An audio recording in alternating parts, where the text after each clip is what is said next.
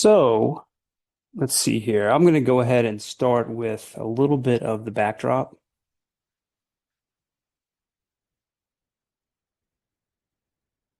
So I think, and I've been saying this for quite a while, and I've come back to it, but this is probably the most important chart out there right now.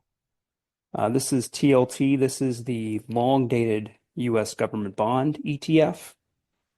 The problem that uh, the U.S. is having this year is that we have $9.2 trillion of debt to refinance. It can't be done with T-bills. I went over this before. And bonds and notes are going to be a big part of that. So in order to refinance it safely, we need bond yields to go lower. And so the way, TLT is tracking bonds, so when bonds go lower, yields go higher. And you can see how TLT is right on the support, the 2023, October 2023 low, meaning this is around when TLT was over 5%, when US government bonds were 5%. And so if this breaks down below there, then we're heading towards this level right here to complete a very large five-wave pattern that's taking years to play out. Now, this is going to shoot government bonds, government notes, well above 5%. This will cause an issue, a big issue. It's basically the bond market saying, we don't believe you're ever going to pay this back. Or if you are going to try to make it right, the only way to do it is through extensive inflation. And if you also take into account the tariffs, Yale Research just did Yale Labs did a study where they said that this year they believe the tariffs will, I think it was add $3,800 to each American household in expenses. So prices will go up like over 2%. And so this is also what bonds could be picking up on. Are we going to see an immediate inflation impulse, or is this going to be a more longer term one where if I'm going to hold this US debt for 20 years, I need more of a reward considering about how big of a problem inflation is going to be in the future. Regardless, the fact that TLT is this low is concerning. And it's not getting up off the mat no matter what we see. We've seen, I think recession odds are now 67%. We're seeing deceleration in growth. We're seeing warning signs with earnings. I mean, almost every earnings call is removing forward guidance. We last saw that during COVID, and the consumer is hurting pretty bad right now. And in those environments, historically, this fixed yield would see TLT up 20%. I mean, go back in history, every time there's a growth scare, this has been the haven, and it's not right now. And so this is an issue. This is something that needs to be watched. Whichever way this breaking down, that's going to be an immediate problem. If we break out right here, that will cause months of relief until the stock market picks up on why bonds are going higher. In light of all these problems, that would mean the bond market is more concerned about growth issues than they are about the inflation issues. So this chart is very fascinating to watch right now.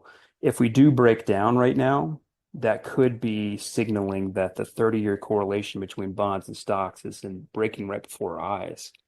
This is what the whole 60-40 portfolio is based on. I mean, this is like an axiomatic, and when it comes to investors' mindset, when stocks go down, bonds go up. That hasn't always been that way, but it's been that way for the last 30 years. And if this breaks right in front of our eyes, this would be a very big sea change. So this is why I find this to be a very important chart to be watching right now. So anyway, that being said, we're going to kind of move over to the S&P 500. Let's see here. We'll start with the 2-week trend. This is the count that we're tracking for the secular bull market that started in 2009, back and forth, back and forth. There's your third wave. There's 4 of 3. There's the end of 3 right there. And there's your giant fourth wave. And this is 5. Okay. And so the question is, can we extend 5 more? Can we push up to another one more high? And I'm not taking that off the table. You just can't in this market. So that's the big picture. Okay, moving on to the more medium-term picture is my S&P 4-day chart. There's two scenarios that could be playing out. Okay, we're in an ending diagonal, which is the final fifth wave move of a very large bull market. Um, and so from the 2022 low, there's one, there's two, this is three, this is four, and we have a blow off five. Okay, and that would mean that what this is wave A. We're now in the B wave zone right here, which is where it tops, and we drop down for the C wave, which would take you into this 46 to 4,300 range before we see a multi-month corrective rally into the end of the year, probably early next year. Okay, this is my primary. This is what I've been saying for quite a while now. So the other scenario is that this ending diagonal is bigger than we think, right? So one, two, this is wave three instead of five. This was a very sharp and quick fourth wave.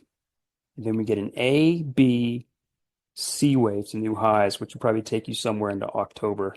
And we see a move up to 63, maybe 6,500, which would finish off that fifth wave. So how would you know? We're in a point where we would be able to determine that based off how we correct. So both scenarios would say that bounce after this drop is a three-wave move, right? B waves are always three-wave moves. And if we're in a diagonal, it's three waves up, three waves down, then five waves forward up into the zone. So both scenarios are saying this bounce should have been three waves, which is exactly what we got. One, two, three. So whenever we correct, if the next drop is a direct five-wave move, so if it starts looking like something like this or like this, you see how direct that is, then it's going to favor the red count. It'd be five down, three up, you prepare, and then all hell breaks loose. The other scenario, the green count, is that this correction would be not a direct five-wave move, but a three-wave move. So three, kind of this messy, like this. See how overlapping and messy that is? It'd be like something like that in reverse. It'd be a very messy, kind of frustrating move that would make a higher low. And then we get that five-wave push. So our game plan remains to be defensive right here, especially considering some of the other markets I'm going to show you. The hedge that we put on a little early. I'll get into the reason why that is. We decided to be early rather than be late, and we're still net long.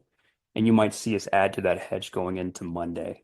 I'm thinking about doing it today, but whenever my signals kind of started triggering, it was towards the end of the close, and I didn't want to just throw out another hedge with 10 minutes left. So we'll probably do it into Monday if we do it.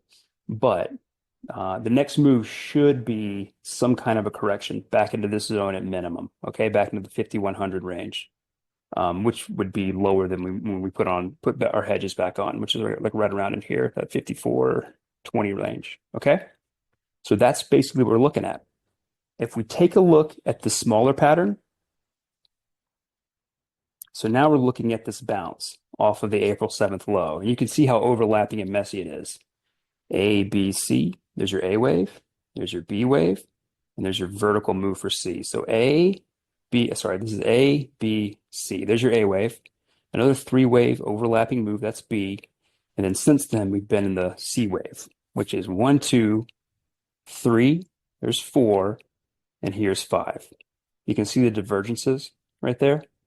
My target is 5,700, which we actually hit today, which is, probably should have put on going into the weekend, but if we do miss it, then we'll put it on down here. Or we get one more push to 57.45. Now, if we take a look, let me show you this. Let me do this. Now let me do it this way. Let's see this. One pattern you're going to notice throughout this bounce is this. Oh, wait, this is SPX. It's not going to have volume patterns in it. You'll notice that these bounces are, I'll show you on the cues. Let me see here. I don't want to mess this chart up. I can show it to you on IWM, I believe. I don't want to mess this up. Yeah, Here, I can show it to you on MTUM. You'll see it on all of these charts I show you, but this bounce higher is being met with lower volume, right? Another signal that this is not something investors are piling into. There's not a lot of conviction around it. I'll show it to you later. You'll see it as I show you more charts, but let's take a look at the Qs. Same situation. RSI is approaching, the danger zone right up in here. We're seeing a huge, huge move higher in the D-trend oscillator, but look at how much lower price is, right? And I have this breaking a major trend line right here. Maybe we retest it. I doubt. I doubt we do. And it's going to be the same thing. Are we going to turn lower in 5 waves or 3 waves?